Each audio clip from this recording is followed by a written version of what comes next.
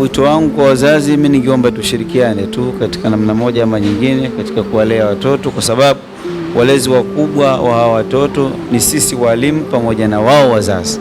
Wazazi wakishirikiana na sisi tukiungana katika kuwasomesha watoto wataweza kuperform. Wapo walitutangulia kiilmu, wanasema mtoto ile asome katika ushirikiano wa pande mbili, pande ya mzazi na pande ya mwalimu, ndipo mtoto anaweza kuwa lakini ikiwa mtoto aoni mashirikiano baina ya mwalimu na mzazi wake, yeye tunampa nafasi kubwa ya kutohudhuria huko madrasa. Mfano, mtoto anaweza kukaa nyumbani, hakuna kumuhimiza, lakini mimi namsubiri mzazi nipakie taarifa, mzazi hana taarifa yoyote na hajali chochote, mimi nitashindwa ugumu, sababu watoto ni wengi, nitawasimamia vipi hao? Kwa hiyo na maana ushirikiano, wazazi nitaomba tushirikiane zaidi. Ama kwa upande wa walimu, wito wangu naomba tujitahidini, naomba tujitahidi walimu sisi na walimu wengine ambao wanasimamia katika kazi kama hii, kwa sababu ni wito.